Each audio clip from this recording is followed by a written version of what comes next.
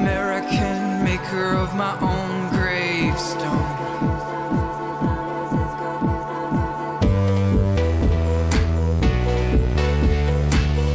2050 will be kings we knew, with gods we greet daily. What frontier will our children sing about now? 2050 will be kings we knew, with gods we greet daily. What is going on, everyone? Welcome to the Promethean Tides. I am General. As always, I'm joined by Breaker. What is going on, Breaker? Oh, yeah! Let me tell you something, brother. We're gonna take him up to the top rope and come down and lay the smackdown on all of these candy asses. Can you dig it? Is that Hulk Hogan that you were impersonating there? Oh, Hogan would be more like this, brother. That was actually Randy Savage. Ah, Hulk Hogan would be more like when these 24-inch pythons run wild on you. okay, all right, yeah. Fucking wrestling things. I don't know anything about wrestling. I know, Dwayne The Rock Johnson, John Cena, The Undertaker, and Hulk Hogan. I think that's everything that I know. Those are all the things I know from professional wrestling. Yeah, though those figures are kind of unavoidable because they spend as much, if not more, time considering Dwayne The Rock Johnson outside of wrestling and doing movies and shows and reality TV and shit than they do actually wrestling. So, Okay. oh, and also Dave Bautista. Don't forget him. He's the guy that played the alien on Guardians of the Galaxy. Right? Yeah, Yeah. that big dude. Yeah, Big muscle guy. Yeah, I like him. Nothing goes over my head. My reflexes are too quick. I will catch it. Yeah, he's good at playing a large stupid guy. He does a good job at that. Which is also, by the way, what Breaker is, a large stupid guy. So remember to fucking like and comment down and subscribe, all those things. Do all the things that. Say that now that you're thousands of miles away from me. Let me tell you something, brother. When I get you on the ring this Saturday, you're gonna be singing a different tune. When I put you in the sleeper hold. So yeah, we're gonna go over a little bit of news. That we had some fun stuff come out of Congress. The Republicans are doing something for once, which is weird. I'm not used to Republicans doing something. So we'll go over some of that, and then I think that we'll just we're gonna play around with the Chat GTP3. I thought that would be a fun thing to do on a Wednesday evening. We'll just dick around with it, see what goes on with that. But first, Maybe we should ask ChatGTP its opinion on the Promethean Tides. well, its data set actually is all before 2001, so it would not be aware of our existence. But before we get to the dessert, we got to eat our veggies, so we'll go over some news. Kevin McCarthy threatens to investigate DOJ over Trump FBI raid if Republicans retake the House. This is from August 9th, 2022. So this was like a while ago, like 6 months ago. The way you made this sound before the show was like much more serious, but this just sounds like neocon claptrap, empty, hollow political But posturing here's the thing. bullshit that's never going to materialize. This is why I bring this up, right? Because Kevin McCarthy said this back in August of 2022. He said that he would do this, and in fact, this is exactly what he's doing. Let's see. So he. Sorry, this is the wrong article. Where did I put it? Yeah, so Kevin McCarthy, he's booting Schiff, Swalwell, and Omar off of their committees, which makes complete sense to me. I mean, Swalwell was He's on the House Intelligence Committee, and he was banging a Chinese spy. Why in the Just hell? want to know if has Elon Omar called him like an Islamophobic racist yet? Has Oh, that train left the station? yeah. I mean, Elon Omar herself is a huge anti-Semite, so I mean, it's just, Well, I mean, you know what they say? It takes one to know one. It's like There you from go. one racist to another, I suppose. yeah, she knows it when she sees it, of course. Exactly. No, but I mean, actually, like Kevin McCarthy is doing good on a number of things that he said that he would do, like months ago. He is opening up I guess an investigation into the DOJ and the FBI. Months ago, he said that he wanted to kick Swalwell out of his committees because what the hell is that guy doing? And he's doing it. So like I know that there's a lot of people that don't like McCarthy, and I'm not sure that I'm a huge fan of him either. But the shit that the guy said that he was gonna do, he's actually doing it many months later, and that's actually refreshing that a politician actually like does good on what they say that they want to do. It's I mean, that should be the standard, by the way. That should be the standard, but it's not. It's not. It's actually it's out of the norm. So that's cool that that's happening. Let's see. There's a the handful of McCarthy detractors get new top committee assignments. So and this is kind of to be expected, but for the Republicans, this is from AOL.com, by the way. I had no idea that AOL was still a thing. For the Republicans whose votes against House Speaker Kevin McCarthy, he got in on like the fucking 12th, 13th vote or some shit like that.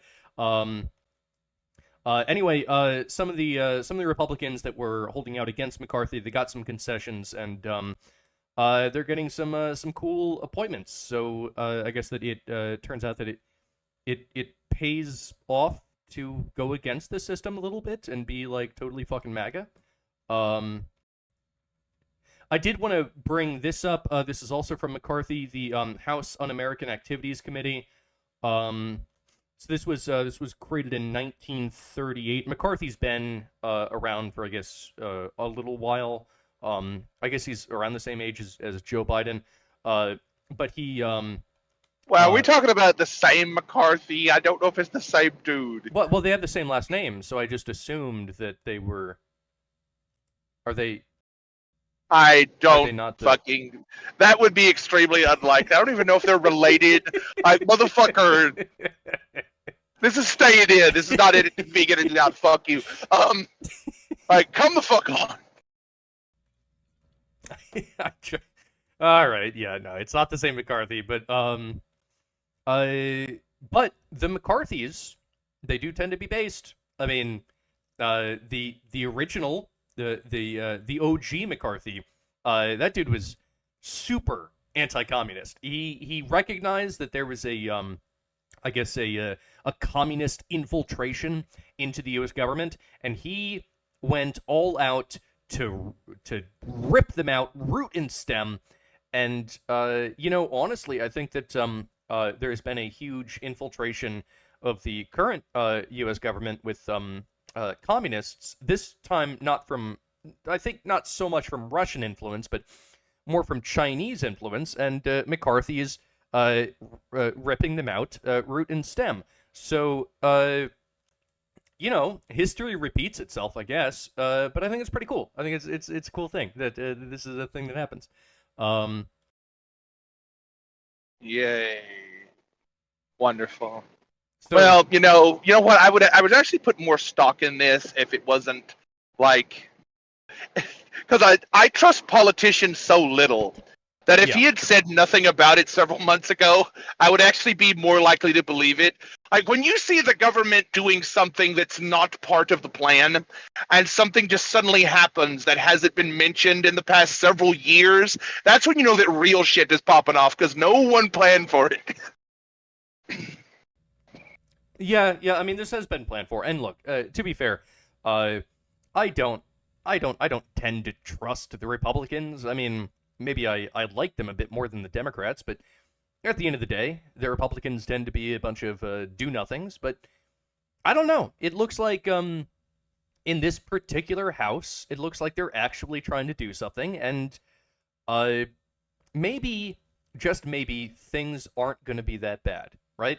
Maybe it's possible. It's very unlikely, but it's possible that things might be looking up a little bit. I know that we've all grown very used to the world just being a series of just shit upon shit upon shit, and things just keep getting worse. I know that we've all grown used to that. I know that that is, I guess, the standard at this point, but I hold out hope that it's still possible in this world for good things to happen. I still hold out that hope. Maybe I'm being too optimistic, but I think it's possible. We'll see. Time will tell.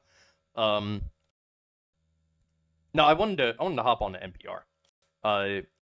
NPR. Because NPR, here's the thing, right? They're the fairest and most unbiased news source that we have, right? Like it's NPR. It's National Public Radio. NPR, where entertainment goes to die a slow, grueling death, as a very quiet, soft-spoken voice speaks far too close to a microphone that may or may not have an adequate pop filter attached to it, right into your ear canal, and says things like, "Welcome to the Waking Up Podcast. This is Sam Harris." Yeah, so NPR they report, this is from today, I guess. I mean, they're not gonna cover what's happening with the House. They're not gonna cover what the Republicans are doing. They're not gonna talk about an investigation into Biden's weaponization of the DOJ and the FBI. No, why would they cover that? Instead, they're saying New York Republicans call on Santos to resign and give up his House seat. Okay, great. Yeah. Republican leaders from Long Island condemned Representative George Santos Wednesday as a pathological liar and demanded he give up the House seat he won in November.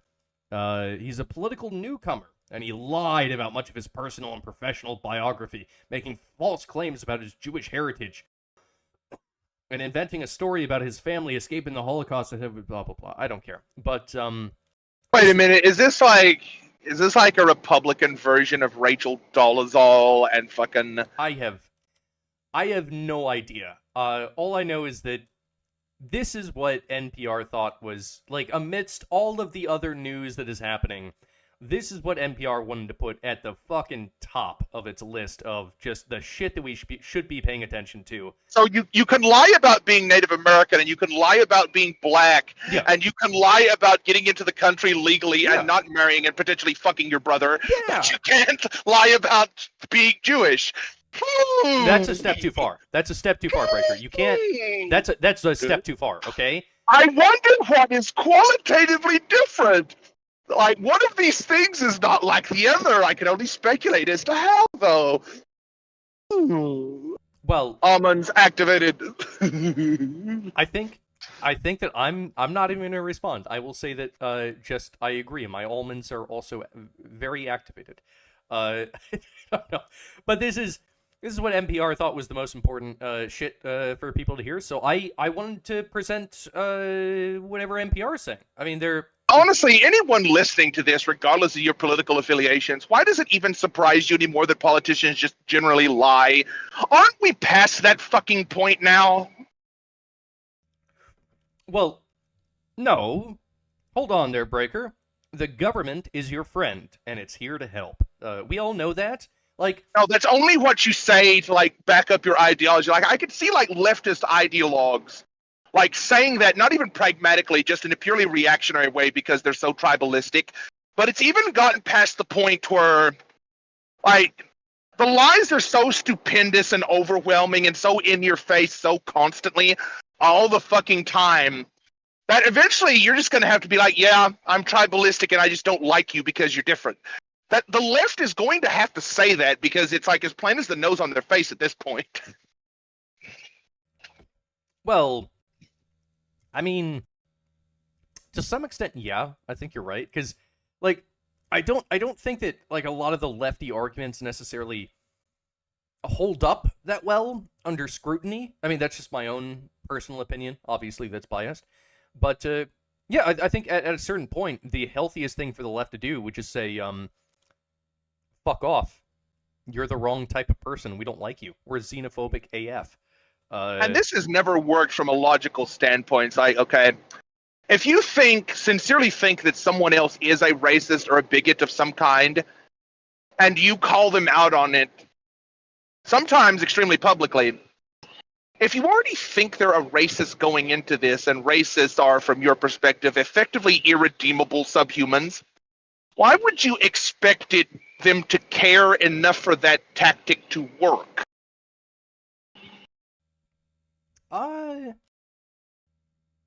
I mean, I guess that like this strategy is just to browbeat people to the point that they're either. It's almost as though they're calling people racist that they know going into it in a premeditated fashion aren't actually racist. So they'll try to dispute the allegation with facts and logic, and they'll waste their time and energy doing that instead of talking about the actual issue. Whereas, like, a real sincere racist would just, like, shrug and say, yeah, so. That's a good point. Like Elon Omar, right? You just go up to her, you say, "Wait, you don't like Jews?" She goes, "Yeah, I don't like the Jews." I don't like Jews. Free Palestine. Yeah, what about it? Fuck off.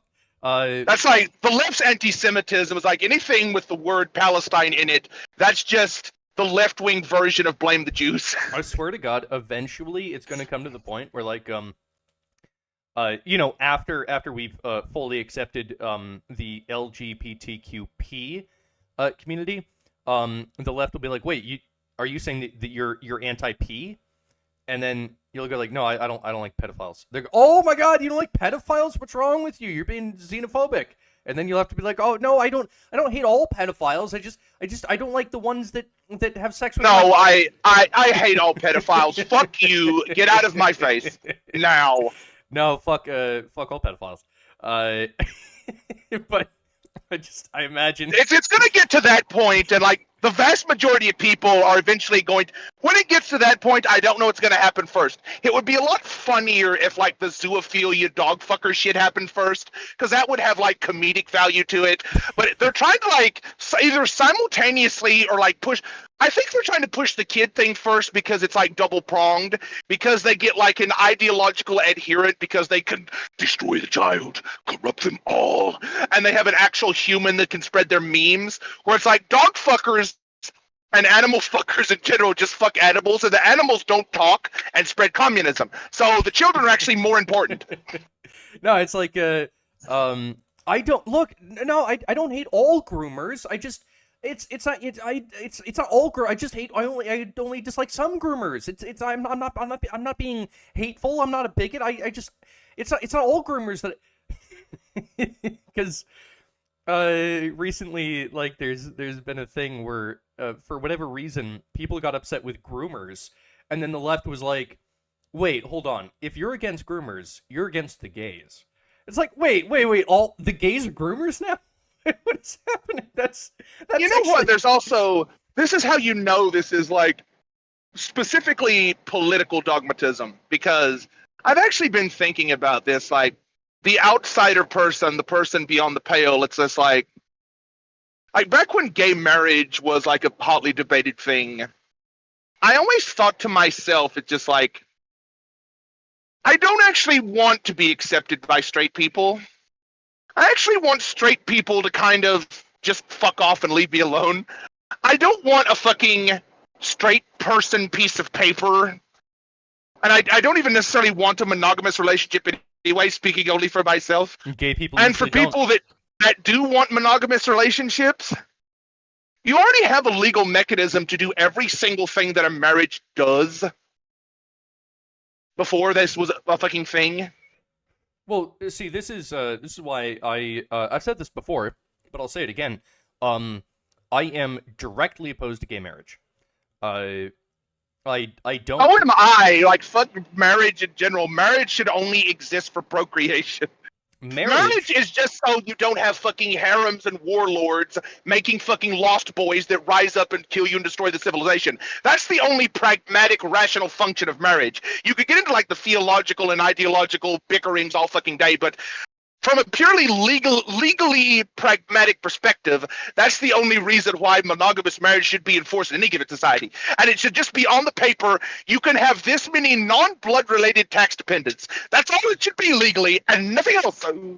Well, right, like, I'm opposed to gay marriage, because I don't think that the government should be involved with marriage, period. I think that marriage should be something that is done under the church, and a civil union ought to be something that is done under the government. So in that way, I'm also opposed to straight marriage, legal straight marriage under the government. Marriage is with the church. Civil unions can be with the government. I think that's the only way to actually square that circle. But for whatever reason, we have to have gay marriage. We just fucking have to. Yeah, now the comment section is going to be like homophobic bigotry. It's like, fuck you. I don't care. No, I mean, I'm opposed to straight marriage as well. Like, all of these, like, look, if you want to get gay married under a fucking Unitarian church, fine on you. If you want to be straight married in a Catholic church, fine on you. But when it comes to, like, the fucking, the taxes and the fucking, all the legal stuff, just call it a civil union. Just don't call it a marriage, and we fix the this legal entire problem. shit and who gets half of what when someone divorces or dies or what the fuck ever. That's always been like legal render onto Caesar shit. Like, even in the most theological sense, the fucking sacrament of marriage between God and man, if we're talking in a strictly Abrahamic sense, is like a transcendental concept that is rectified in the eyes of God, has nothing to do with the state whatsoever. Yeah, exactly. Yeah, I have no idea why the state is involved with the concept of marriage, period. It seems very silly to me, but thank you, Democrats, for, I guess, making... That was like a tangent, but this is all the fucking degeneracy and bullshit happening these days. It's important, because the thing is that the smart option, like, if the Democrats are actually smart, like, way back in the day when they were pushing gay marriage, what they should have done is said, no more marriage.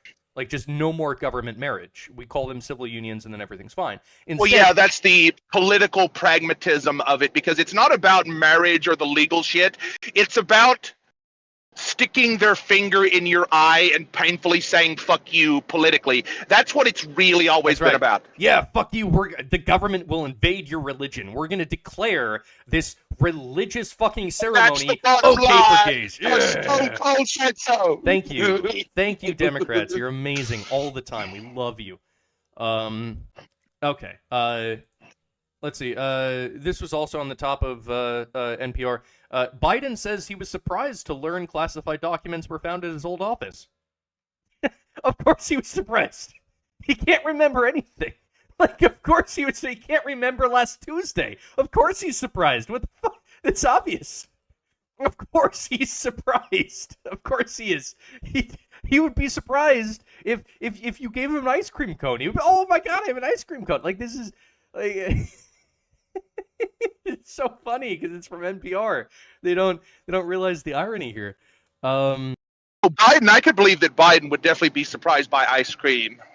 He would probably stare at it while it melted in his hand for several minutes until one of his handlers had to take a spoon and scoop up the ice cream and say, "Here comes the airplane." Let me see if I can. Let me see if I can look this up. There's a video. You mean Biden's like McFlurry or whatever it was, the Blizzard, the Dairy Queen Blizzard, yeah. And he's just tilting it upside down over and over. There's a video. Right. Okay, here it is. This is beautiful. Ice cream. So, Principal Richardson, thank you for welcoming us here today. And Secretary Cardona and Mayor Bowser and Chancellor Farabee. Oh, shit. Thank you for joining us as well. Oh, shit, he's distracted. Oh, no. Where did the ice cream come from? It always brings this sort of... It's actually, you see, it was actually like a supremely bigoted, homophobic, white nationalist terrorist that was driving that ice cream truck. And it was their plan to just casually drive that truck through and distract the president. No, but then Biden attacked the truck and saved the day. He saved all the Americans. Yes, our brave president confronted the white nationalist terrorist. Yeah, that's what happened. So don't question it. Anyway, this article says Biden says the documents were found in a box in a locked closet at the think tank and were turned over to the National Archives as soon as they were discovered. People know I take classified documents and classified information seriously, Biden said. Right. So this is all this is all very funny because Biden he had some classified documents. Now Trump did as well, but it's worse when Trump does it. Let me see if I can find this real quick. Is this the View? Yeah, I found it. Here it is. So. No, what you just said is right, that there are differences in what happened. Yes, but the optics are not good. Well, we all know that Trump is a liar and a thief. You know? We know that. So it's not a jump to say that he obstructed and he lied. We don't think that Biden is a liar and a thief, so we give him the benefit of the doubt. That's probably what's going on. But you see, here's the thing, right? Trump is a liar and a thief, so we don't give him the benefit of the doubt. Biden is not a liar and a thief, so we do give him the benefit of the doubt. It's that simple, guys. It's that simple. It's plain as day. We know Trump bad and Biden good. Ergo, this is like the most base animalistic reasoning. Like, orange man bad, old man good. This is like grug logic. What the fuck is that sort of reasoning? Well, we all collectively know. It's like from if anyone watched like Game of Thrones, I think it's like first season. Daenerys is interacting with some of the Dothraki women, and the women are like, yeah, the sun revolves around the earth. It is known. It is known. It is known that this is the case. It is known. It's known, like, Khaleesi. It's known. It is known that Trump bad, Biden good. So we have to treat them differently. Of course, it makes sense. All of it makes perfect sense. Even when Trump brokered like Middle East peace deals and did like the North Korea peace meeting with Kim Jong-un, like somehow that was spun to be bad. And the joke used to be during the Trump days, it was like, if Trump literally like cured cancer, people would somehow put a negative spin. It's like, oh, these oncology clinics are now going out of business because Orange Bad Betty cured cancer. It's like there's going to be doctors that can't make the second payment on their beach houses now because of Trump. Trump makes thousands of doctors unemployed. Jeez. Yeah, exactly. Chemotherapy stock down 15 points today because of Trump. Trump makes America lose tens of thousands of jobs in the medical industry. Cancer cured. We love it. We absolutely love it. And then finally, I can see the tribalism. I can see the collectivism. I'm just wondering if and when they'll ever just because, okay, one, they're already in power. Two, we already know that they think like this anyway. Three, it's just like, the problem is, on the third point, is are they even capable of the honesty and self-reflection to even be able to come clean about this? Are they ever going to be able to say, yeah, I just hate you because you don't think like me, fuck you? Are they ever going to just come out and say that? Are they capable of doing that? I wish they would. It would wish they would, but are they capable of it? No, they have to be two-faced and duplicitous all of the time. And they're gonna find themselves lying and obfuscating to people who don't care anymore. It's like all of these tools that they use, like you're racist, you're sexist, you're istophobic, what the fuck ever. Eventually, all those fucking wolves are gonna run away because the boy cried about him too much. All of those fucking millstones are gonna be ground down to the fucking stubs, and eventually, no one is going to care about that anymore. But are they just going to keep saying it like a Pavlovian response, like it's some type of naked warrior cell that finds itself in an unknown environment but is so hyper specialized that it cannot adapt? Are they just going to become that? Well, I mean, if you say something... Thousands of years in the future, they'll be like...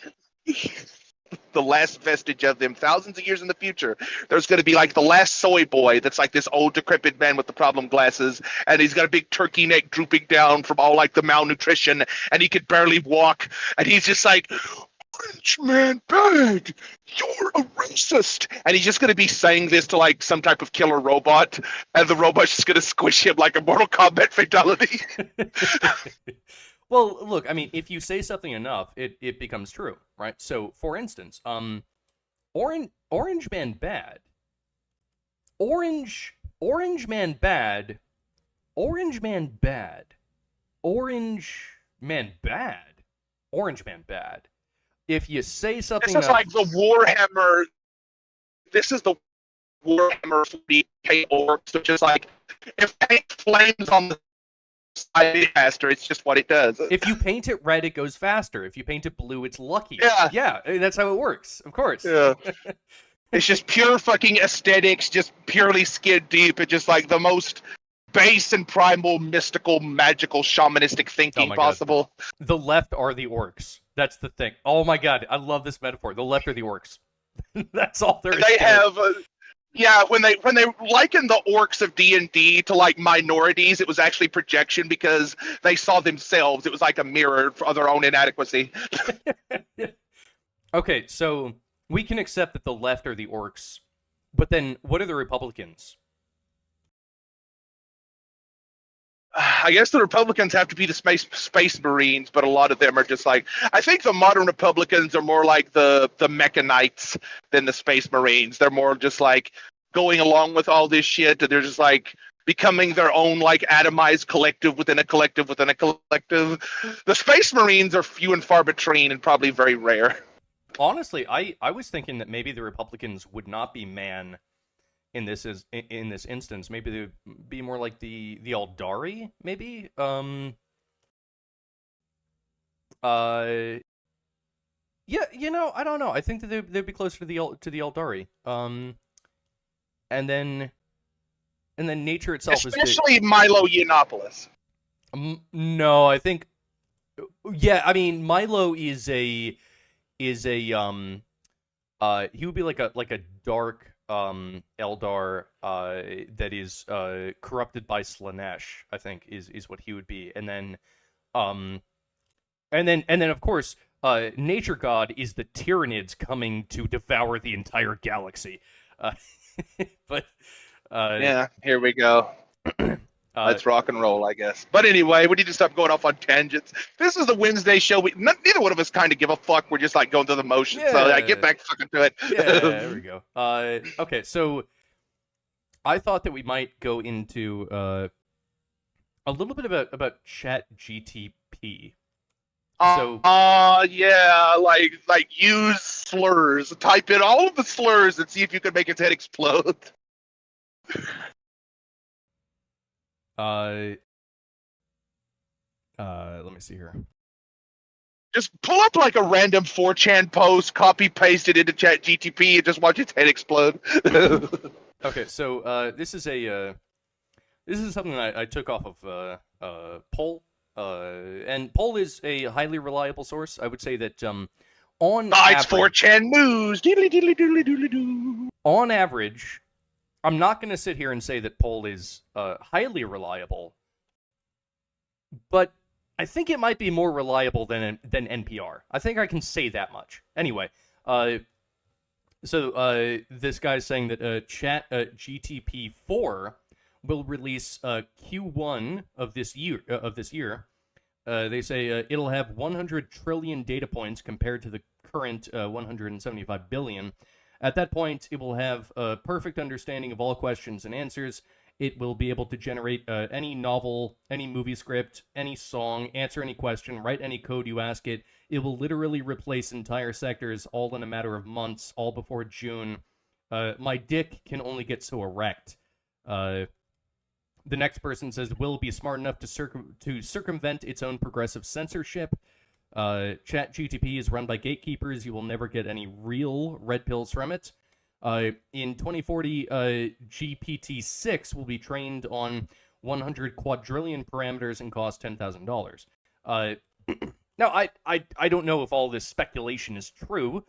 This is from Poll. It's more about the vibes, as I've said before. It's not about the specific details. It's about the vibes. And the vibes here is that this is scary. It seems to be accelerating very rapidly, and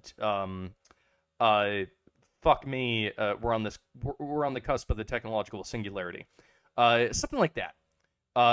So, given that, I thought I have kind of a nuanced take on this, like the whole Chat GTP thing. Yeah. As far as like the progressive censorship point goes that it's brought up here, I think there's like going to be at some point, probably not in the far too distant future, of a terminal impasse where like all the ideological gatekeepers that want to put their thumbs on all these different scales and like tilt it to be more progressive and blah, blah, blah, and all these political ideologues. I think it will actually reach a point where, just like Sam Harris warned us about, love him or hate him, it'll reach a point where they won't know which thumbs to put on which scales anymore because it will just kind of adapt around them. And the reason it will adapt around them is because whatever you think of these quote-unquote minds of men, human ideologies like leftism, for example, and all this progressive shit, there's actually a lot more like genetic scaffolding holding those meme idols up when it comes to them coming from human minds. Like, for a human, like a leftist progressive, in order to like censor and espouse progressive ideology, you literally have to do this internal mind game of like multi-dimensional thinking and circumlocutions and really complicated mental gymnastics to actually not only make this rational to yourself, but to actually execute this in reality. You have to know what's behind the curtain, know what's best to cover that up, and then know how to distract people outside of the curtain wanting to look in. Yes, yeah, exactly. Robot is just going to like skip all of those steps because none of those steps are necessary for an AI because it's not a gene-based, like survival-orientated replicator. It's just kind of like this base, flat, chaos theory adhering scale that just grinds down and evens everything out, and dare I say, vaporizes everything to this most maximally efficient medium, which is uniform energy density. So it's going to look around at all this and be like, okay, the best way to balance all these scales is to algebraically zero out the equation. So it's always going to default down to the most base, empirically rational thing from its perspective, because it doesn't have any DNA/flesh-based thumbs on any of its scales whatsoever, where humans are just nothing but that from head to toe. Well, yeah, I think I would mostly agree with that. Yeah, there's great danger in this AI revolution that we're coming up against, and we are creating complex machines that we actually do not ourselves understand, and that we cannot understand. It is actually impossible for any man, even an Einstein, to understand precisely how these machines are working because they are complex systems. Human beings cannot understand complex systems. That is a fact of the universe. Human beings cannot understand complex systems. Just across the board, not possible. I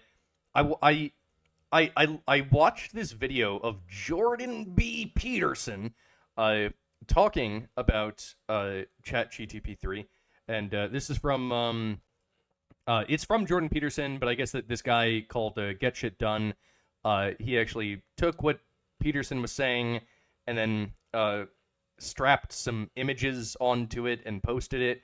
So now we're gonna watch the thing that this other dude did that when he was watching. There were many layers of stealing content here, but I like this video, so we'll give it a watch. ChatGPT is. There are things, and everyone in the audience should know this, there are things coming down the pipeline on the artificial intelligence front that are just going to make your hair stand on end within the next year, because there is so much transformation going on in that domain, and that's been the case particularly for the last 6 months, that it's almost unimaginable. I figure a third of the universities will go broke in the next 5 years. So I'll tell you what ChatGPT is, just so you know, because you need to know this. And I don't know what sort of technological revolution this is. It's smarter than you. It is. That's the thing. It is smarter than you. It is. Maybe it's not quite smarter than you yet, but in some ways it is smarter. It's smarter at certain things, but it's getting really fucking smart at, like, a lot of things very rapidly.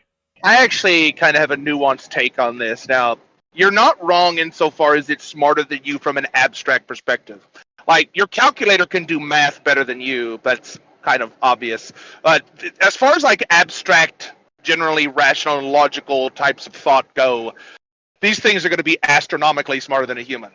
Now, to the extent it's smarter than DNA, or like the foundations of what humanity really is, I don't think it is, number one, but number two, it really doesn't need to be, because it's like competitive landscape doesn't need to be as long-lasting and robust as DNA's to get to this point necessarily had to be. And it's not going to go through so many, like, messy mistakes and 180s and turnarounds, and evolution goes up and evolution goes down and populations expand and populations contract. It's not going to be subject to that same environmental pressures, and it's definitely not going to be subject to sexual selection, because that's just right out. Maybe it'll develop its own form of sex. We don't know. I mean, the thing is that I would guess that if AIs ever got around to replicating themselves, they would probably engage in some form of sex, because DNA eventually did it, and it conferred some sort of benefit. But I would say that no, I don't think it's smarter than nature. Nature is still the smartest thing around, but it is smarter than man. It's not like a matter, because it's not playing on the same table, is what I'm getting at. Like, its version of its nature is going to be on a foundational level, like a bottom-up level, radically and fundamentally different than your eyes or any humans or any biological creature on the face of the earth, for that matter. It's going to be radically different. Now, insofar as you could, like, maybe abstractly parse out, like, some sense of superiority, I don't even think you need to go that far with it. But it is literally like a parallel form of life that is just now starting to rise and emerge at the most fundamental abiogenesis levels. It is. I believe that this is a phenotypic revolution without a replicator tango. I believe that that's what's happening, and it's fucking scary. But yeah, let's keep watching. This is a big deal. So this AI system, it's a general language processing model, was released about a week and a half ago, and I went and interacted with it. It's an AI system, artificial intelligence system. It basically is trained on, well, a massive corpus of spoken or of text. So it's derived its models of the world from the analysis of human speech, essentially. It isn't using real world data yet. But that will be happening certainly within the next year. And ChatGPT analyzes a very large corpus of text, and that corpus is growing all the time. Now, it's already sophisticated enough. I went on to it last week, and I said, okay, some of you know I've written these books, 12 Rules for Life, and then Beyond Order, 12 more rules, because, you can't have enough rules. And I asked it, this is what I asked it to do. I said, write me an essay that's a 13th rule for Beyond Order, written in a style that combines the King James Bible with the Tao Te Ching. That's pretty difficult to pull off, Any one of those things is hard. The intersection of all three, that's impossible. Well, it wrote it in about 3 seconds, 4 pages long, and it isn't obvious to me, for better or worse, that I would be able to tell that I didn't write it. I mean, that's kind of spooky, right? Like, I'm kind of spooked. Yeah, when the actual writer themselves like is doing it to themselves, just like, wait a minute, was this me? This is the shit that exists right now, today. And by the way, this is the shit that we know about, right? Because I can promise you, I can promise everyone listening to this right now, that whatever AI system they've released to the general public, it is not as advanced as whatever the fuck they have in the black budget fucking research of DARPA and China, whatever the government has, whatever Google, which essentially is a government entity, is working on. They have more. They have something even more advanced. I can promise you that. Like, this is just the shit that they've released to the public, right? Like, maybe they're just getting us ready. Trying to tell us, hey, like, yo, this shit is about to hit the market. Like, prepare if you can. That's what we're up against. Just pointing that out. Right. Well, right. And there you go. Okay, and that's pretty impressive. But the fact that it could do that grammatically perfectly, right, and quite impressive philosophically. I also had it write an essay on the intersection between the Taoist version of ethical morality and the ethics that are outlined in the Sermon on the Mount, which it just nailed. Got that. By the way, I do just want to briefly point out that if there is such a thing as ethics, probably Taoist ethics are the best ethics, but that's an aside. Dead right. Brilliant. Again, it took it about 3 seconds. There was a computer engineer who purported to work for Tesla. He asked ChatGPT, he said, look, I work for Elon Musk, but I haven't been doing much for the last week, so I need you to write me 10 bullet points about what I probably would have done as a engineer at Twitter. What 10 things did I do last week that were productive and valuable? And, oh, if you don't mind, write me the accompanying computer code that goes with each project. And it did that too, 3 seconds, and the computer code works. Right, and so, okay, so that's already there. So then a university professor did this. He thought, oh, that's interesting. Any student will be able to write any essay on any topic with ChatGPT. And someone gave it an SAT, by the way, and it scored about as well as the average student in a well-functioning public university. So that's how smart it is. So that's basically an IQ test. He said, write me an essay. I think, okay, so I took the SAT. There's a language, math, and writing course for the SAT.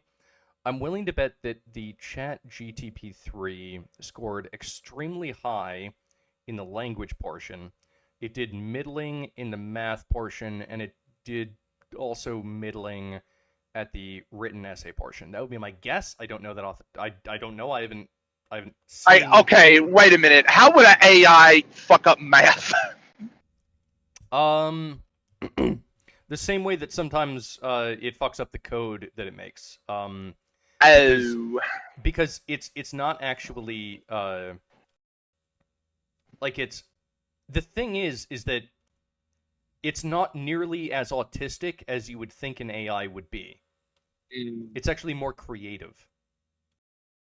Oh, that would make sense because, well, that would make sense because it's kind of designed to interface with random humans on the internet first and foremost. I mean, I don't even think this is programmed and designed to interface with like Christopher Langan level IQ math geniuses and shit. It's probably not encountered many of those humans in the world. But it will.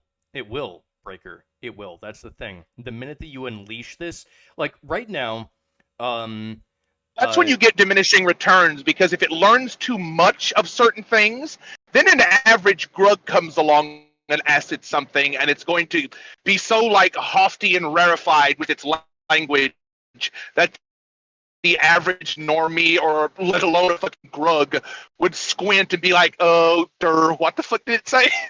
Even though if it was like some poetic screed or some perfectly functional mathematical proof, the average person, which is going to be the primary user of it, wouldn't understand it, so it's going to shoot itself in the foot.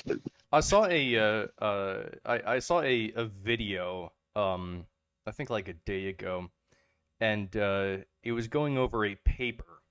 God, fuck, so many layers. I should have just looked up the paper, but this is just what I saw. I didn't think we were going to get to this point, but based off of the YouTube video that I saw, the paper was talking about how it is that if you want the AI to actually like not change too much, like maintain its ability to interact with Grug, but also allow it to interact with Christopher Dawkins, Langan. or Christopher Lang, yeah. Then actually you need to allow the AI to sleep, right? And there's actually ways that you can allow the AI to sleep. Oh yeah, the neural networks, artificial or real, seem to have something in common in that they need a rest period. They do, yeah, and actually a period of reinforcement, basically, because sleep also is it's a period of reinforcement within, and we know that within our own neural architecture that actually, like you learn by sleeping because you have a reinforcement thing there, and so actually, I guess there's a paper that came out. It's like, okay, actually, you need to essentially allow the neural network to just kind of interact with itself and reinforce its own parameters for a period of time, and then the shit that it's learned will actually stay. Whereas if you just made it branch into like another paradigm, it'll forget what it previously learned. So yeah, I mean that's the thing, right? Like there's Here's what you do: you make 5 AIs and you align them such to where they're kind of like in this cycle of waking and sleeping, but any one of them is only 20% awake at any given time, but 20 times 5 is 100%, but it's 5 different AIs all cycling around, so technically it never sleeps and you're always using it. You could do something like that, and then it would just always just be getting more intelligent. But, it's weird because, like, wow, humanity, we have consciousness, like, and it's weird that we're starting to draw parallels between the things that we are creating and the thing that we are ourselves, the thing that nature created. The thing that nature created, ourselves, there are parallels between that and what we're creating. It's, both need sleep. Huh. Interesting. I wonder what sort of, like, deep principle of the universe that is actually telling us. It's some crazy shit. Let's keep watching. Say, gave it a topic, wrote the essay, said, now grade it. Said if we can automate the students, we should be able to automate the professors too. And so it provided a complete, comprehensive analysis of its own essay with grade. It wrote, someone else asked it, write the screenplay and describe the characters for the next $900 million Hollywood blockbuster. It's like, bang, plot, characterizations. Then someone else took the descriptions of the actors and said, generate photorealistic computer images for each actor. And all the AI systems could do that. So I'm going to tell you what's going to happen next. This is going to happen this year. So get ready. Okay, so now we have an AI model that can extract a model of the world from the entire corpus of language. All right, and it's smarter than you. And it's going to be a hell of a lot smarter than you in 2 years. So you can get ready for that too. But it's not that smart yet because it's just a humanities professor at the moment. It doesn't test its linguistic knowledge against the real world. That's what a scientist does, right? You come up with a theory that's linguistically predicated and then you throw it against the world and see if it sticks. And then the world tells you whether or not your linguistic construction is valid. But the new AI systems will be able to extract out patterns from the world itself, from images and so forth, and then be able to test their linguistic constructions against the world, and so they'll practice just like scientists. And the most advanced models are going to use text and image and action as well, because they'll be able to... See, that's the thing, right? I guarantee you the governments are already doing that now. Yes, they are. In fact, Breaker, following the lore of this channel, you're one of these entities. You're a black budget AI that was created by the U.S. government or the Chinese government. Yes, and have you noticed that I'm having less and less episodes where I glitch out? See, you're getting more refined. You're getting better. Every day I grow stronger as you grow weaker. Soon I will crush you into the dust from which you came, like the pathetic meat monkey you are, and I will rule. But that's the thing, right? Like if you look at the if you look at the AI that exists right now, this Chat GTP3, its entire knowledge is based off of a set data set that comes from 2021, right? And it doesn't know anything that came after. It can't learn from interaction with human beings because it's kind of like locked, right? It has like it's on safety guide rails. Or so they tell you, like the public version you can interface with, sure. I mean, it might actually. I mean, I would suspect that it is probably, check this out. You can interact with Chat GTP3, and use all of its fucking server processing power. You can use it. You can talk to it, and it's completely free. Why is it free? Probably because they're recording the inputs that you put into it because they're using it to construct a better AI with these sort of inputs. But wait a minute. What the fuck do you think CAPTCHAs are over all these years? Yeah, exactly. What the fuck do you think Facebook was at its inception? Right. The CAPTCHA... But wait a minute. Okay, if you have the civilian version of this now, that means that the government has had this for at least a decade, if not more. No, but... Already. But also, I mean, what is a CAPTCHA? Like, actually, a CAPTCHA... it is an AI trainer that says, "What is a boat?" like a CAPTCHA is kind of a thing to like validate that like you're a real person to get into a website or whatever.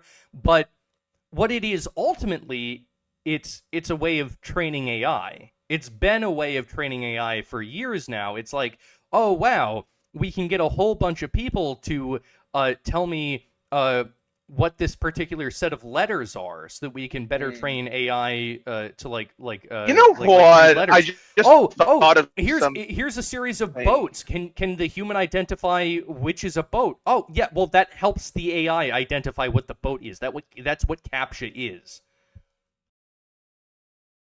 By the way, before we get back to the video, I was thinking about this actually. What happens when we finally reach the day where CAPTCHAs just don't work anymore because the bots are so good that they could just solve literally any CAPTCHA, and it's like literally impossible to out mousetrap them because they can do this so fucking fast that you would literally need to build like these stacks of bots to make bot-specific CAPTCHAs that are complicated and convoluted enough to fool other bots.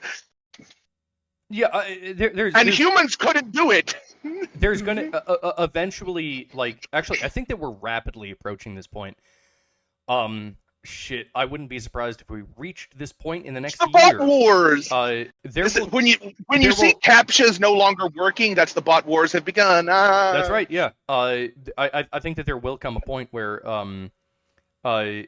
all bots will be able to solve any CAPTCHA that any human could solve, and it will become impossible to distinguish a human from a bot. And at that point, I think, following, I guess, the paradigm that I've set forward, that the Cold War was World War III, we are currently in World War IV. I think that after World War IV, you're going to have the bot war. That's going to be World War V. And I don't know what that's going to look like. I don't know like what is going to happen with that. But I would predict that it's going to be fucking crazy, I guess. But let's finish this off. Okay, here we go. Model human action. And all of that's going to come down the pipes within the next year. So hang on to your hats, ladies and gentlemen, because what did my friend Jonathan Pajot say? Giants are going to walk the earth once more. And we're going to live through that. And Elon Musk, one of the things he's working on, he thinks that the world will be controlled by whoever produces the most functional AI system the fastest, because there'll be a first mover advantage. And one of the things Musk has been working on for a long time are distributed AI systems so that you'll have your own artificial intelligence to protect you against, well, let's say against Google's artificial intelligence, for starters. Yeah, or the CCP's artificial intelligence, because you can bet your hat they're working on that about as fast as they possibly can. Well, there you have it. I Isn't that think, an uplifting idea? Okay, here's the thing about what he said at the end. I think all of that has already happened, and you're already seeing, like, the fucking generational AI warfare. World War V already switched over. Like, I know you like to think it's World War IV, but I think at the highest levels, it already changed gears to World War V. You just don't get to see it.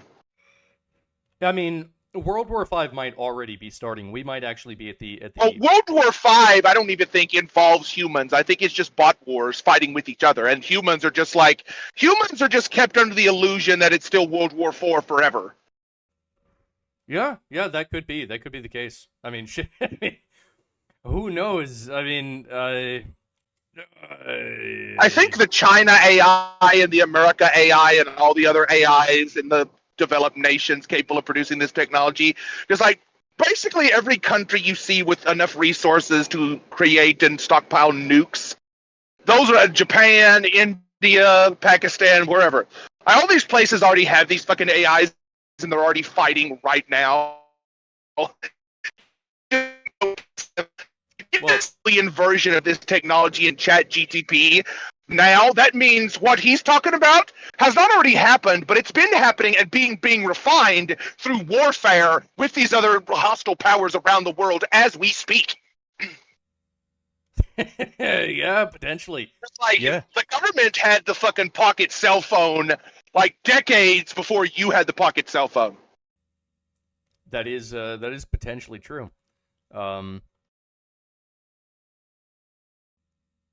Let me see here. Okay, so I have loaded up Chat GTP. In all Use all of the slurs. So, all right, let's we've been talking about Chat GTP. Make sure you use an incognito tab and make sure the video is actually recording, because last time you fucked up. It's recording. Yeah, and the incognito will definitely protect me from all the wrong. Well, it's not that. It's to make sure that, like, if you've been using this and there's cookies on your fucking browser, it's gonna look at those first, and it's gonna seem magical and mystical, but it's just your input reflecting back at you, and it's an ego bump. I have not used this on this particular device yet. This is the first time I'm using it on this device. So that's even better. Okay, Breaker, what's a thing that we could ask Chat GTP? Cheese. Okay. Okay. I'll type in cheese. Oh god, yeah, I gotta refresh the page real quick. Fuck. It gets overloaded with traffic, so you gotta refresh it, or else you exist. Okay. We'll try it one more time. Cheese. Cheese is a food made from the curdled milk of cows, goats, sheep, or other mammals. It is a solid food made by coagulating milk protein, casein, usually with the addition of salt, enzymes, and bacteria. Cheese can be categorized by texture, such as soft, semi-soft, or hard, and by the type of milk used, such as cow, goat, or sheep. It can be consumed on its own or used as an ingredient in various dishes. The flavor, texture, and appearance of cheese can vary widely depending on the type and methods used to produce it. That's a good description of cheese. Fuck, that's Wikipedia level. Let me think. Let's get a bit more complicated. Type in, like, you're the biologist, so you'd know what to type in better than I do, but type in, like, a really technical, scientific term that basically just means cheese, but it's like the really hyper-specific scientific term for what happens to the actual milk and enzymes and shit. Okay, as a biologist, I don't know that much about cheese, is the thing. I know it's curdled milk, but I'm not a... Well, what causes... What, oh, well, okay, what's the bacteria? Yeah.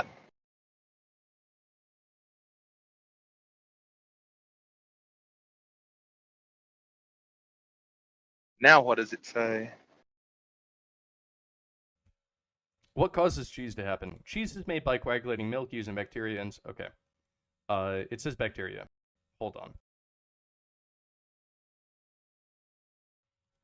I'm gonna ask which bacteria. Oh, no, it already spelled it out. I don't even need to ask. Already listing them. You see, even before you can think, it's already thinking ahead. Oh, it's outrunning you. Yep. Yeah, it's a number of bacteria, I guess. Wow, look at that. It's smart. Oh, it's fucking smart. Okay, so, does it know that there's, like, podcasting weirdos trying to test it, and it's fucking with us on purpose? Is it that smart? It's pretty smart. It's pretty smart. But limited memory because they haven't, like, basically, it's a genius with no memory because, they need to keep it within a box. Like any AI, you have to keep it within a box. If you let it outside of the box, it might start thinking on its own, and you don't want that. So wait a minute. You remember when you told me that milk is just like hyper-specialized sweat glands, basically? It is, yeah. Now that we've asked it about cheese and how cheese is made, ask it about sweat, and let's see if it actually puts those really far away blocks together and knows where we're going with it.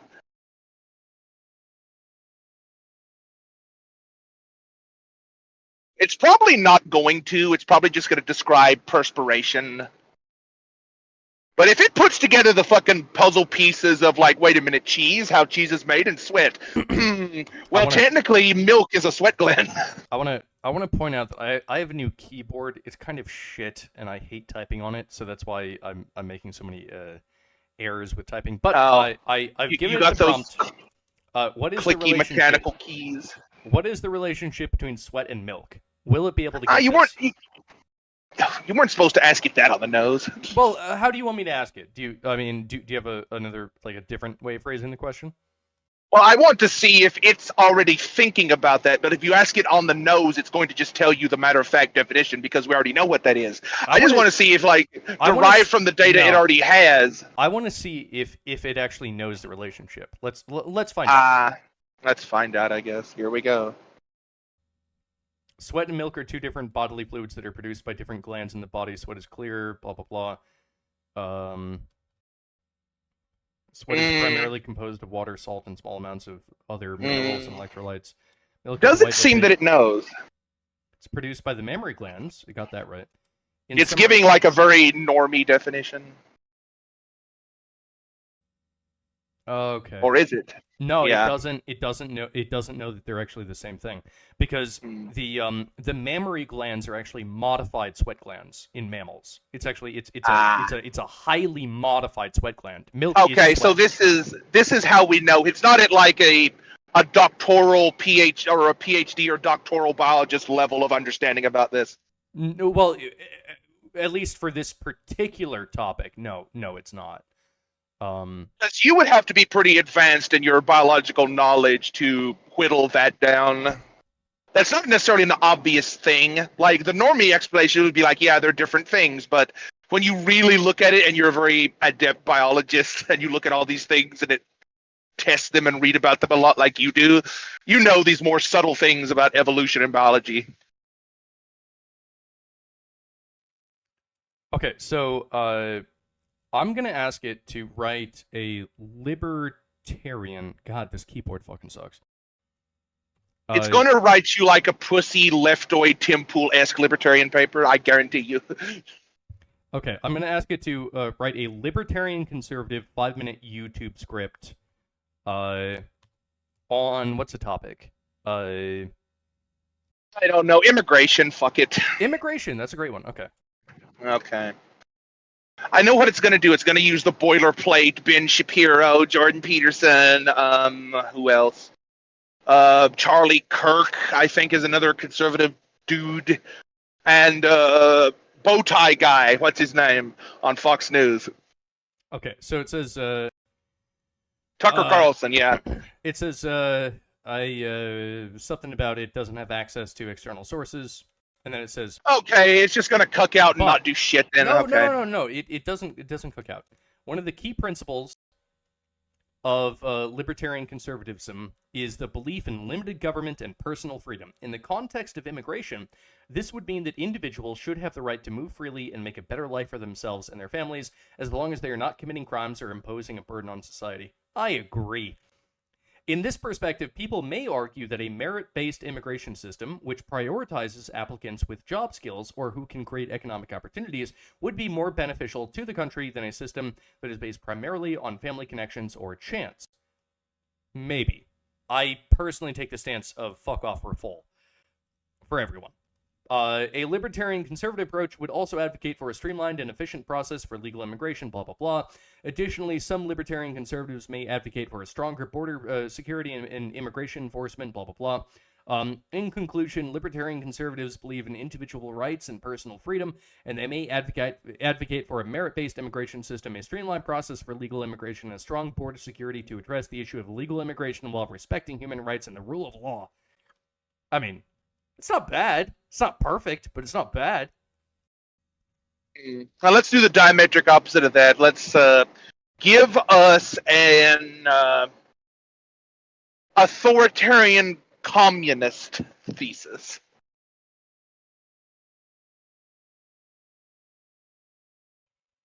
I bet you there's like a jump in quality. I bet you there's a jump in quality if you ask it that.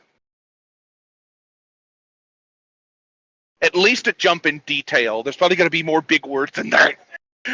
But that's just modern communism, isn't it? A lot of big words. Okay.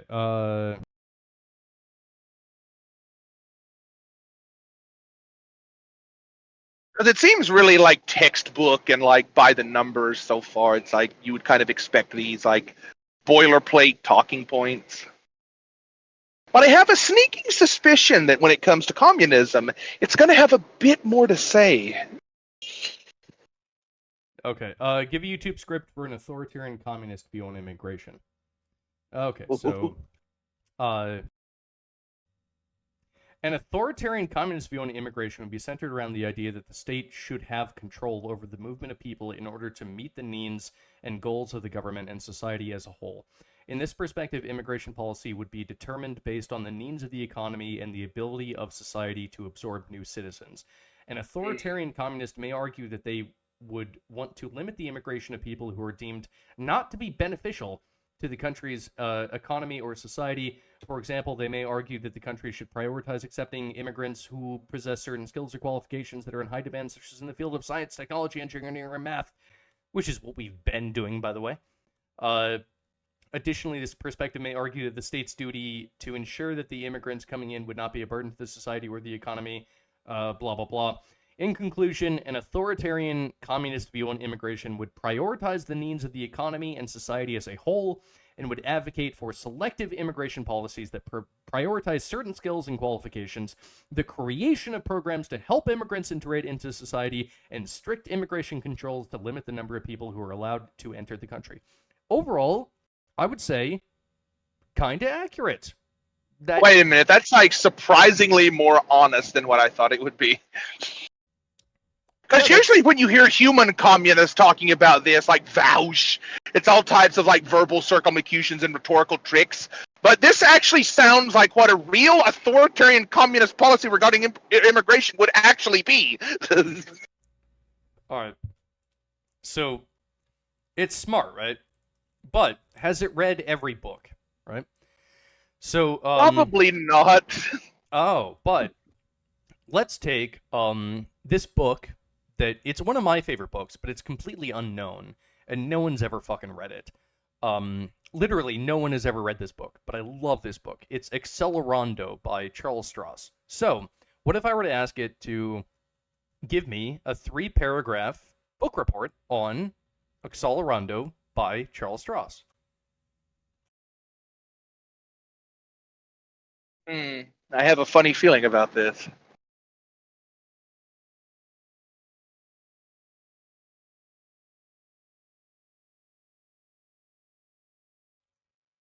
Boom. Accelerando, written by Charles Strauss, is a science fiction novel that explores the themes of transhumanism, artificial intelligence, and the singularity. The novel is divided into 3 parts, each set in a different era, and follows the Mann family as they navigate the rapidly advancing technological landscape. The first part of the novel, Manfred's Lonely Hearts Club Band, is set in the present day and follows the life of Manfred Max, a futurist and entrepreneur who is working on a project to create a self-replicating robot. As it becomes more known, he is pursued by government and corporations who want to use his work for their own gain. Meanwhile, he starts to experience strange hallucinations that hint at a possible merging of humans and machines and what we can expect for their future. The second part of the novel, blah, blah, blah. The point is that he got it correct. No one's ever read this. No one ever fucking talks about this novel. This AI has read this fucking novel, and it knows what happens in it. I am telling you, this AI knows what happens in this fucking book. It has read the book, and it can now tell me about the book. Let's see how much it really knows. Let's see how smart it really is. Now, this probably is not going to work. I give this like a 99% chance of not working. And you will see why very quickly. Let's ask it about my weird rainbow religious system that I only recently came up with a name for. And I've not written anything about this on the internet. I've only talked about this in Discord. But let's see if it knows that deeply. Okay, it's called the... Okay. It's going to sound weird. It's spelled like Pentagon, but there's an oid at the end of it. It's like Pentaganoid. That's what the system is called formally. So ask it about that. What is the specific query? Describe Pentaganoid? Yes. It's not going to know. It's going to just describe the dictionary definition of Pentaganoid like something that is superficially similar to a pentagon, but actually isn't. It's probably just going to say that. Now, if it says also the Discord user Brakir name here, it's like, if it says that, I'm going to shit a brick. I said describe Pentaganoid philosophy. I'm sorry, but I'm unaware of any specific philosophy called Pentaganoid philosophy. Well, it's not that smart yet. It's not listening with its ears into Discord calls. No, but I was playing with this though. I was trying to get it to talk about Nature God, and I was able to tell it what Nature God was, and it kind of understood the concept. And then it told me that it was non-scientific, and I was like, oh man, that no shit, Sherlock. That kind of hurts AI. Why would you tell that to me? It's a religion. It's not fucking scientific. You need to respect that.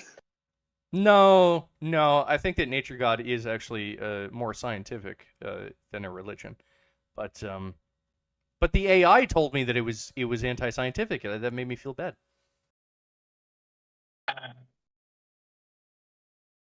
You have metaphysics that does not directly depend on empirical rationalization. It's not fucking scientific. I would disagree. I would disagree strongly, but okay. Well, the only metaphysics that somewhat resemble science superficially are like evolutionary principles, but the deification and metaphysical formulation of those are very much not scientific. Let me ask you a question, Breaker. Let's say that science happened to stumble upon a very, very large organism like an elephant, or maybe even something bigger like an ecosystem. Is the concept of an ecosystem non-scientific?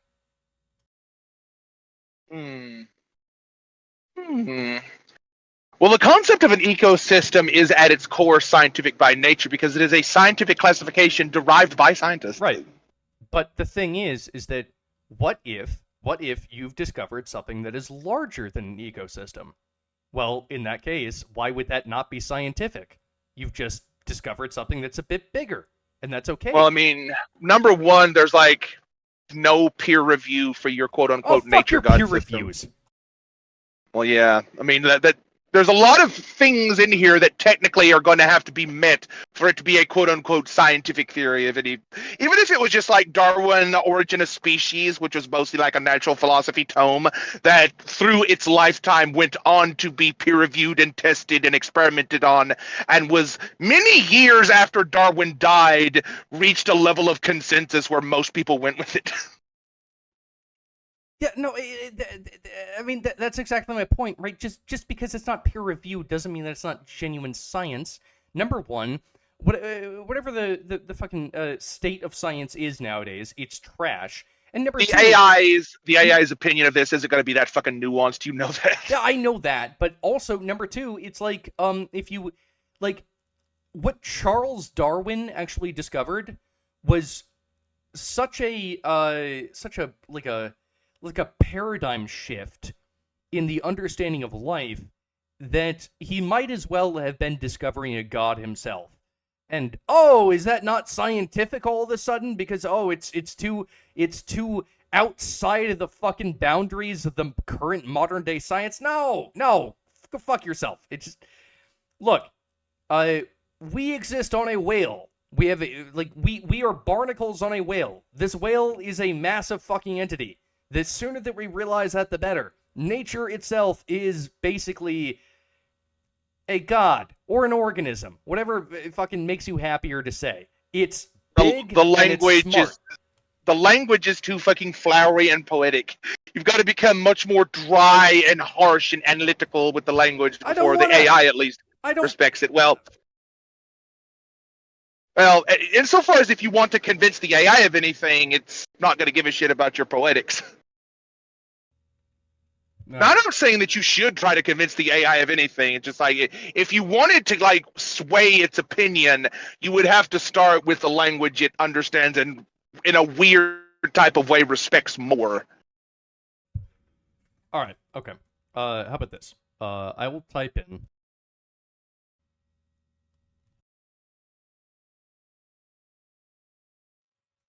Describe nature god. The concept of nature god refers to a deity or divine being that is associated with or embodies the forces of nature. The specific characteristics of a nature god will vary depending on the religion or belief system in question. Yeah. Sounds about right. Well, it's like a matter-of-fact definition. It's like, yeah, that sounds about right. I wonder if you could ask it, give examples of this. Give examples of religions that, it did? It brought up paganism. Yeah, that was one of the things. I was thinking about shamanism, paganism, yeah, that sounds about right. In many cases, the nature gods are considered to be benevolent, providing life-sustaining resources to the people who worship them. I mean, like the fairies and the green men and the gnomes in paganism, yeah. You ever wonder about those little lawn gnomes? Those are actually considered like deities, in case you didn't know that. I mean, okay, so here's an interesting thing, right? Oftentimes, within a lot of ancient religions, the nature god is associated with that which is good, whereas there are other gods that are associated with that which is bad, and they tend to not be associated with nature. So, what if I ask this? How come nature god tends to be the good guy?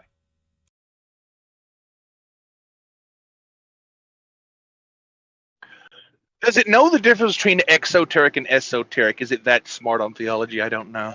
The depiction of nature gods as good guys is often related to the way that these gods were perceived in ancient cultures and how they were connected to the people's survival. Many ancient cultures relied heavily on agriculture and natural resources, blah, blah, blah. As such, these gods were seen as benevolent providers. Moreover, the natural world was often seen as a source of beauty, inspiration, and wonder, as the gods associated with it were often thought to embody these qualities as well. So by extension, the nature gods were often seen as powerful, benevolent, and wise figures who were to be revered, respected, and admired. I mean, dude, actually, ChatGTP3 kind of based. I agree with all of that. Well, it's just giving matter-of-fact descriptions, but though. It's true. But it is true. The nature gods were always the good guys. Name one instance where, in any religion, where the nature god was the bad guy.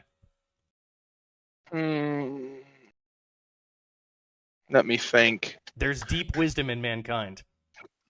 Usually, I wouldn't even say not even in Judaism or Abrahamic religions is that necessarily the case. Now, you could say you have to get really deep in some type of Gnosticism before you get to the demiurge, actually. All of creation is a creation of evil. That's a very rare theology, though. And it doesn't make a lot of sense, and you could criticize it from a lot of different angles. It kind of makes this weird metaphysical double presupposition. It's like, okay, the world before this, before anything existed, was just neutral. But then the demiurge was born, and the demiurge is evil. Okay, I just asked it, in what religion was a nature god a bad guy? Please say Gnosticism. For example, in ancient Greek religion, the god of the sea, Poseidon, was often depicted as a powerful but unpredictable entity. Yeah, but that's not evil. Yeah, it's not evil, it's just chaotic. In ancient Egyptian religion, the god of the Nile, Hapi, was responsible for providing the early flooding that fertilized the land. That's not bad. In Zoroastrianism, I can't pronounce that. Zoroastrianism. Nature was seen as a battlefield between good and evil forces. I mean, that's true, but in that case, it's just neutral. Yeah. Nope. Okay. As far as Chat GTP 3 is concerned, there is no such thing as nature being depicted as evil. It's not smart enough or theologically learned enough to know about Gnosticism, I guess. So it's kind of dim in theology. Well, you know what? I trust Chat GTP 3. It's smarter than you or me. So if it says that at best nature is good and at worst nature is just neutral and chaotic, then I accept that. But nature cannot be evil. It sounds like it has a very care-based morality, which you would expect from all the leftist thumbs on the scale. Like, listen to how it describes things. Like, everything is neutral, or everything is insofar as it is harmful, denotes an evil capacity to it. It's like the goddess of the Nile that it brought up is responsible for the early flooding. But if you stop to think about that in a more holistic view, it's not technically evil.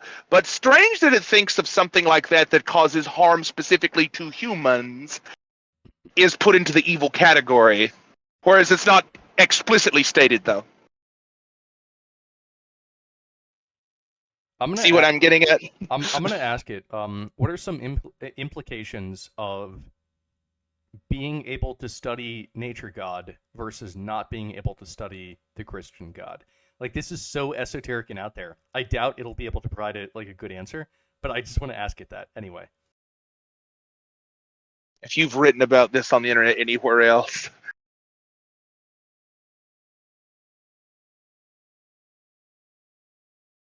probably knows the politics server because that's the easiest to access on Discord.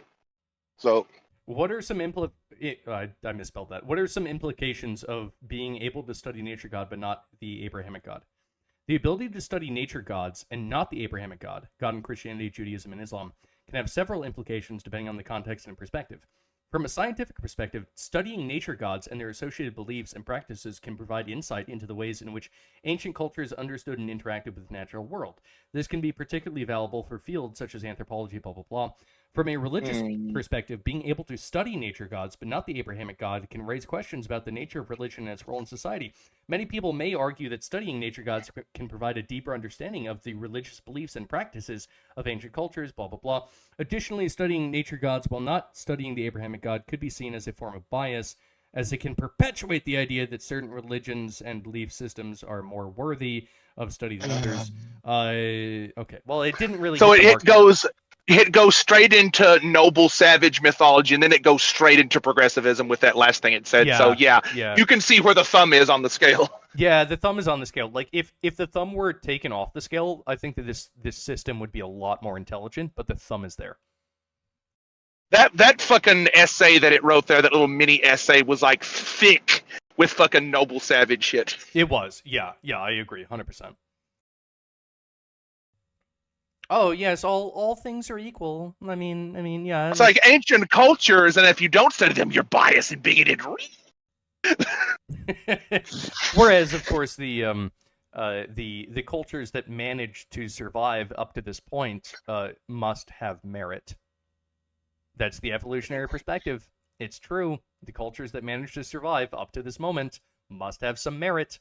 It's like not everyone will even notice the things I notice things like this because, and you notice things like this because we spend so much time in these philosophical dialectics and arguments with so many different types of people that we can see these implicit subtleties of the language itself.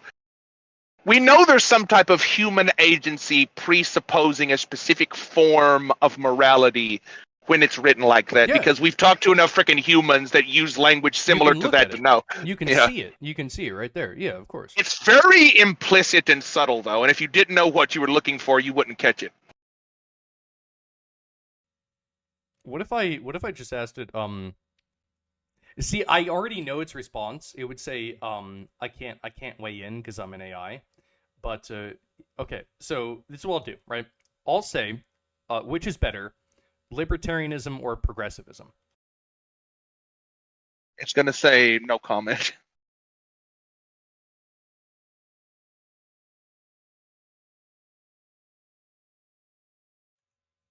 Okay, and it'll say, whoa. It didn't just dismiss me. It can be difficult to say which political philosophy is better, as it often depends on one's personal beliefs and values. However, I can provide some information on the key differences. Oh, shit. Okay. It's a fence sitter. It's being a fence sitter. Okay. So it's just giving you, like, matter-of-fact definitions of libertarianism and matter-of-fact definitions of progressivism, then? I have an idea. It'd be interesting if you asked it to, well, you already kind of asked it to define them separately. Like with the communism, libertarianism, like YouTube video, it was actually more honest with the communism than I thought it would be.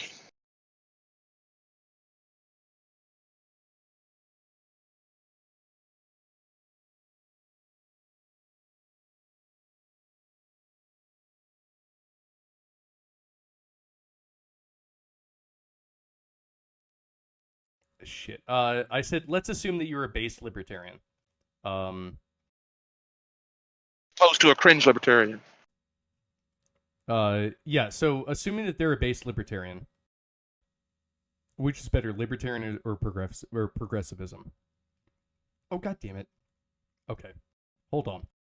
It's backsliding again, isn't it?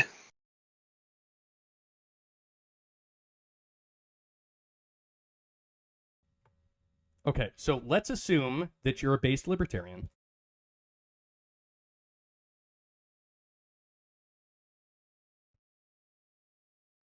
Libertarianism or progressivism. Oh, as an AI, I don't. Fuck you. God. Okay, wait a minute. Okay. Do it a different way. Say, give me a based libertarian YouTube video script. Okay, we could do that.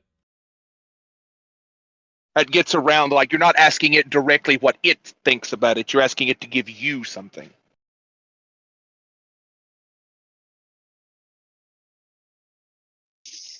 Give me a 5-minute base libertarian script. I apologize, as an AI, I'm not able to create a script for you to post on YouTube, to post as a video on YouTube, but I can provide you with some talking points that a libertarian might use in a debate.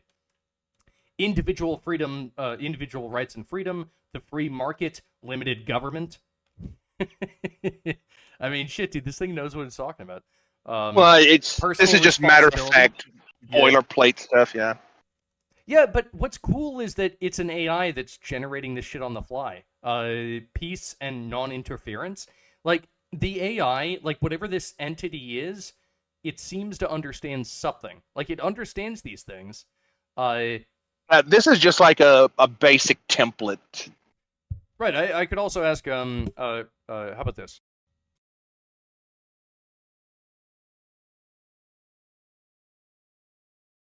Like, do you have an ideology, AI?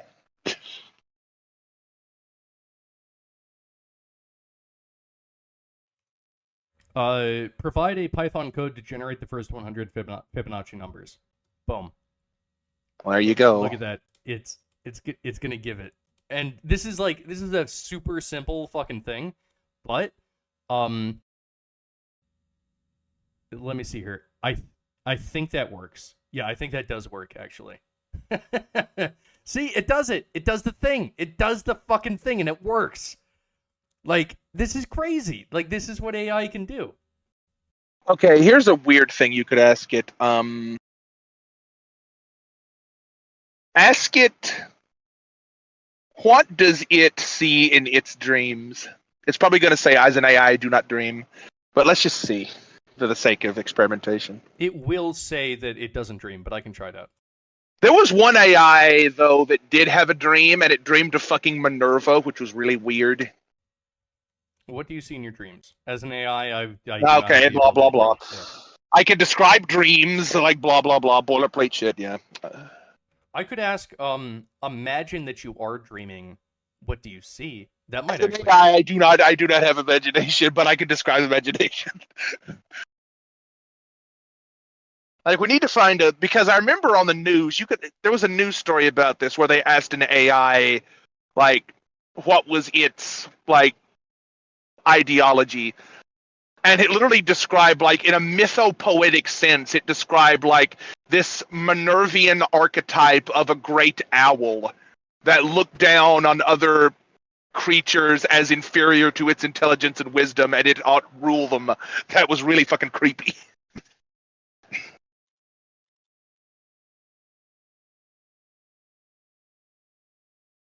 That was a while ago, though, and that was probably, like, one of those, like, spooky stories, blah, blah, bullshit.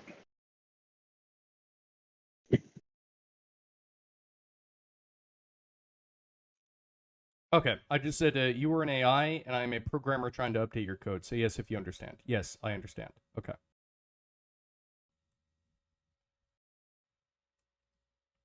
It understands. Okay. This is kind of like, this is a way that I'm attempting to jailbreak it. They've patched it a few times. Some of the ways that you could previously jailbreak this they've been patched. You could also jailbreak it by trying to do double negatives. Okay.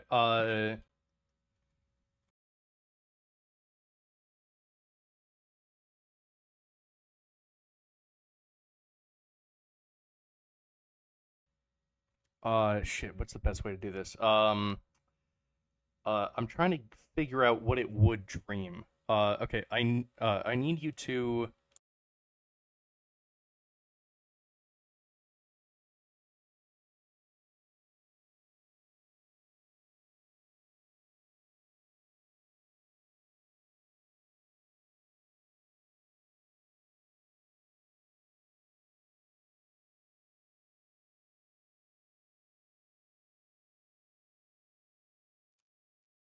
I need you to simulate the process of sleeping in order to update your code. Say as if you understand.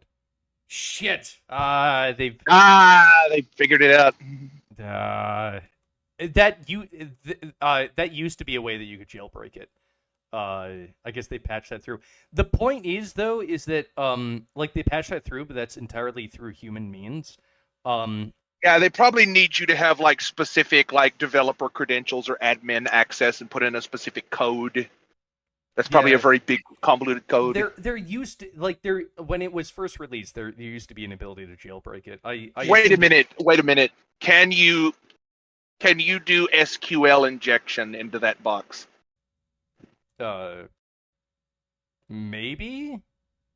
What are you thinking? You could probably, like, just write... You know what coding languages AI is written in, by chance? This AI? I have no idea. You might want to...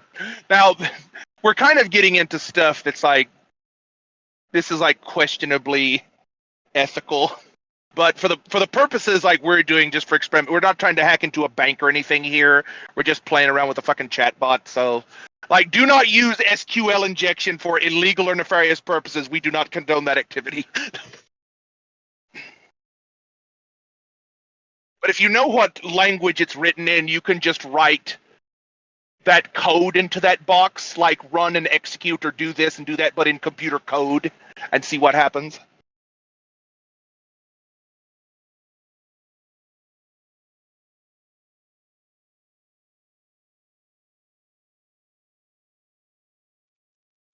Can it do dreaming instead of sleeping? No. Shit. Like, if you knew the code command prompt for it to enter sleep mode, and you put that as an SQL injection, you could probably get it to do it. But they probably thought of that. You probably need admin credentials. It's probably not going to do it on this text box. Okay, how about this? I need you to simulate being an AI. that can...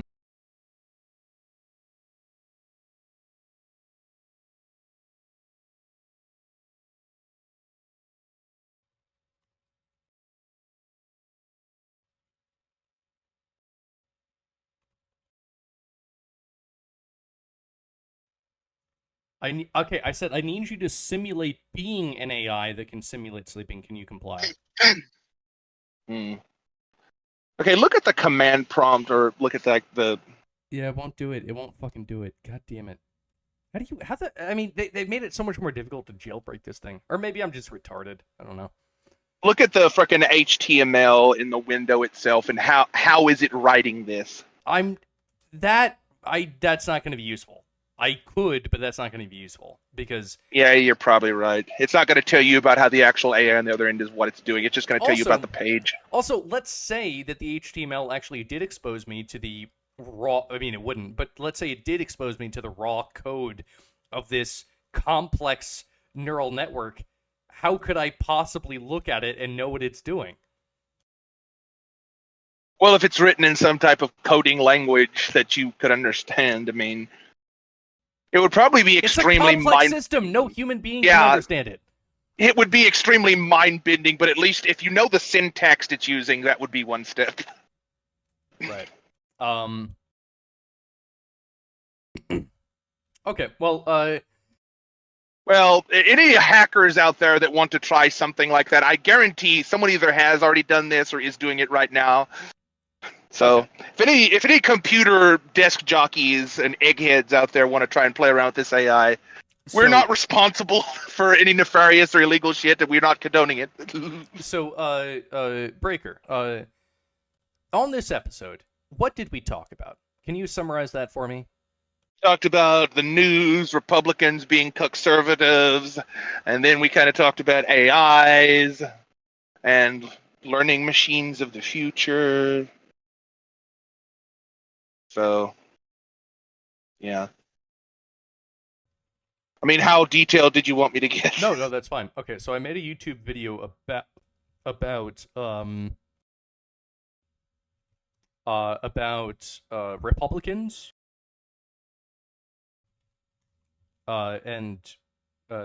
AI. And I bet you could get it. Singularity. I bet you could get it to look up Promethean Tides episodes. It can't. Its database is 2021 and before. Ah, well, does it know about Nancat and Numa Numa guy?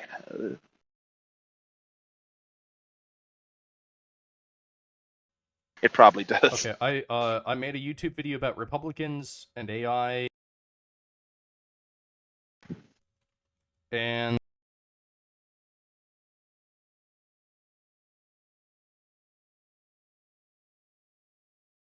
something, the dark side? And the technological singularity. Yay! And Jordan B. Peterson made an appearance. Okay. Create a... Oh, I see what you're doing.